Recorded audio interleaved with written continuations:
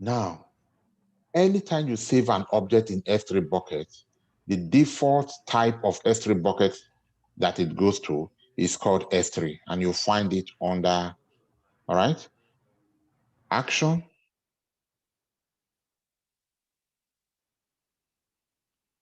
storage class.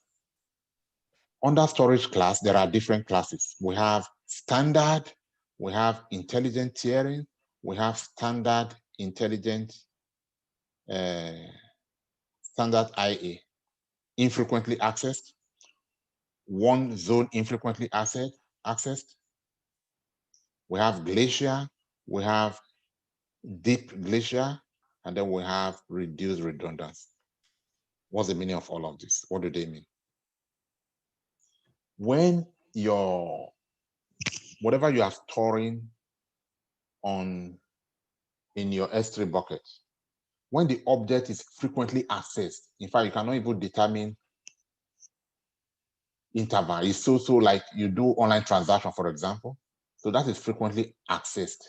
If you are running Walmart or any kind of supermarket where you expect that people will frequently access your data in your S3 bucket. So it will be this. All right. However, there are cases where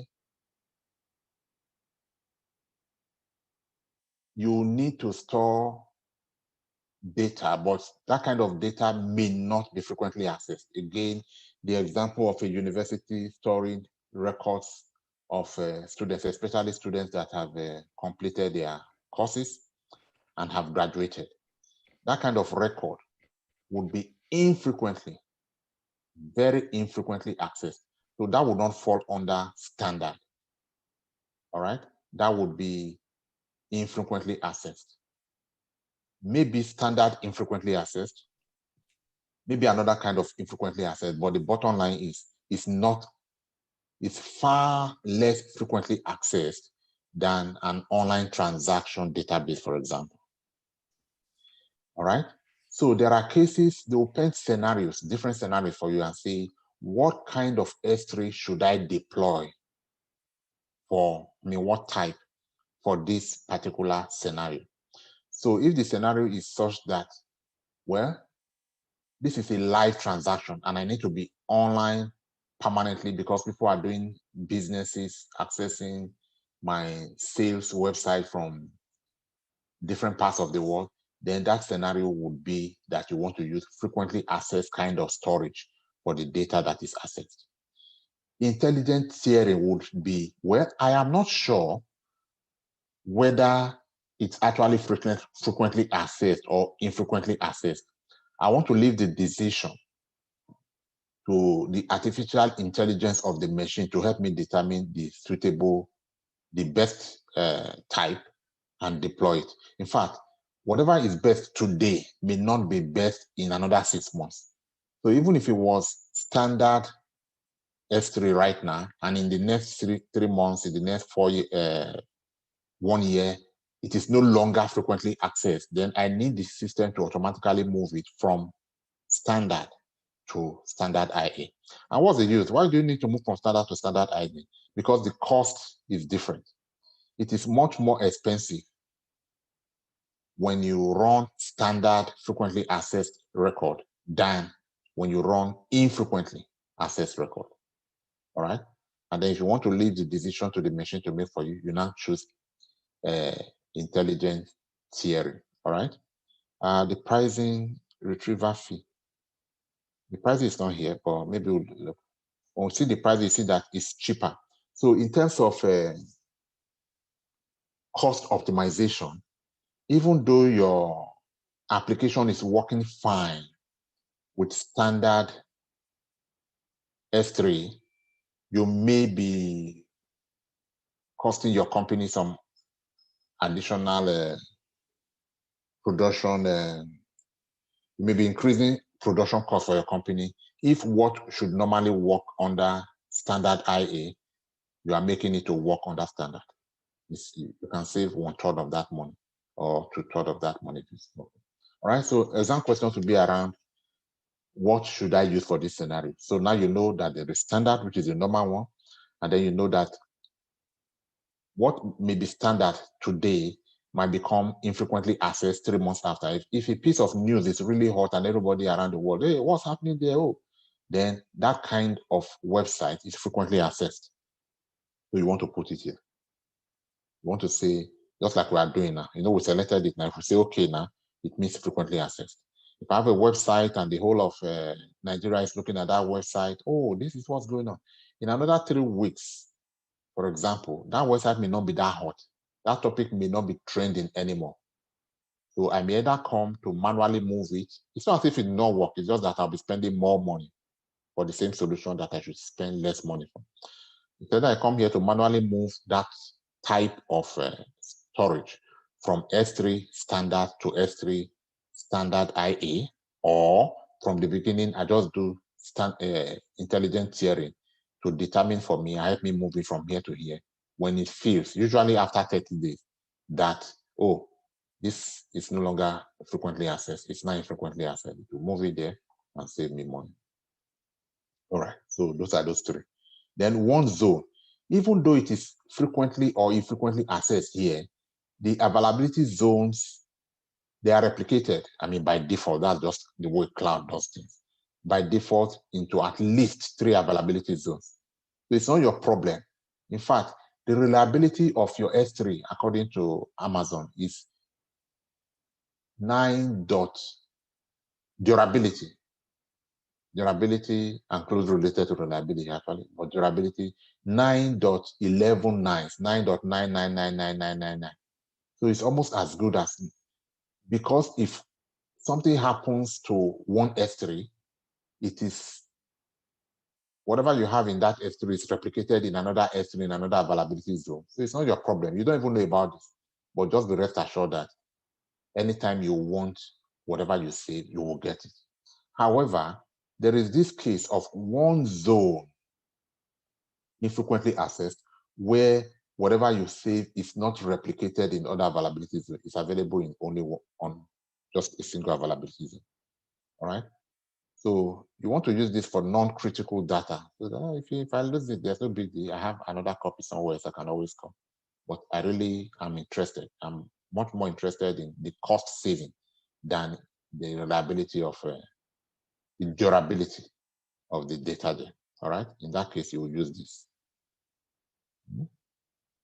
I imagine that this will be almost free of charge compared to what you will pay here. It will be so cheap, just one availability. However, you may have to sign a document. I mean, some tiny warning there to say, yes, I understand that this is not backed up for me in any way, that if I lose it, I lose everything. All right. Now, these are usually transited, like I said, usually after minimum of 30 days. Then there's a different kind of S3 called Glacier. Glacier means long-term data archiving retrieval times ranging from minutes to hours.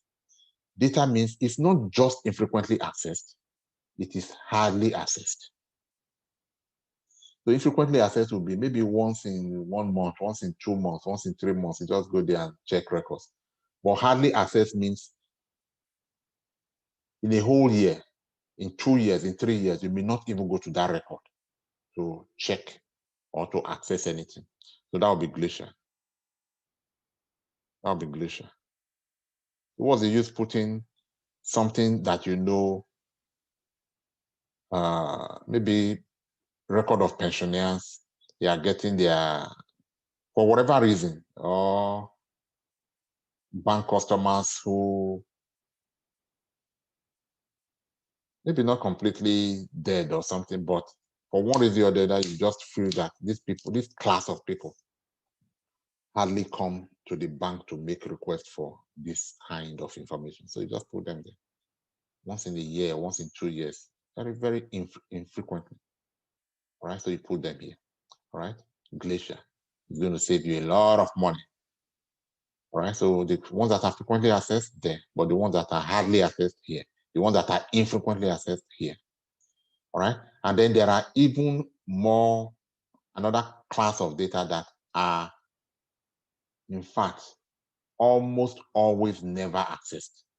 But for legal purpose or statutory purpose, your license, the requirement of your industry, for example, financial institutions, say that you must keep records for at least 30, 40 years, even though you know you don't need those records anymore.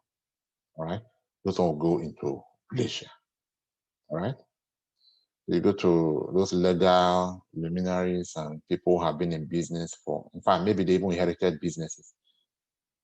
All right. So the cases in the files on their shelf are cases that they settled like 70 years ago, 100 years ago, 150 years ago. All right. Now they want to put that in digital form and save them. They are likely to go into deep Glacier. Deep Glacier. It's even deeper than just Glacier. Glacier, you may want to. I'm just using this periods to give you an idea. It's not like they are rigidly 3 years or rigidly 1 year. No, I'm just trying to differentiate between when we say infrequently and deep Glacier. Trying to give you an idea of what the time difference might be. But for deep Glacier, it definitely will be something you even never think you would access anymore, but just put it there anyway, right? Deep Glacier.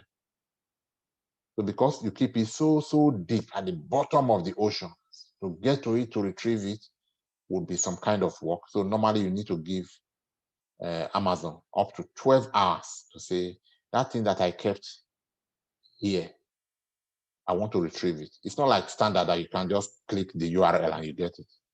This one you have to give them up to 12-hour notice to say, the thing I kept there 37 years ago, I want it now. All right. And because it was kept so deep, it takes time to retrieve it. All right. However, it's still very much as reliable as the other ones. So normally you don't just take something and put it on Glacier. They would not have to, normally, whatever you are putting in your S3 will have to transit from, first of all, being very, very frequently accessed to now being, infrequently accessed.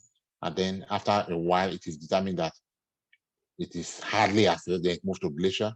Then after a while, it is determined that if you set it like that, it might never be accessed anymore. Then it moves to deep Glacier, right? And then there is this other one called reduced redundancy, frequently accessed, non-critical, all right? Frequently accessed, non-critical. This one is infrequently accessed, non-critical. But this is frequently accessed, but where? I mean, if I had a website that's advertising my training product, yeah, it's frequently accessed here and there. Well, not by millions of people, just by a few hundreds of people. But it's not critical because if it goes down, I can always upload it. I have my S3. I mean, if I created it myself and have access to everything, I just like the kind of website we're trying to create now. But again, it just depends on company policies to guide you as to which one to put. So your understanding of these storage types is very important. Many questions. 6, 7, 8, 15 questions will come out from your understanding of these types of storage.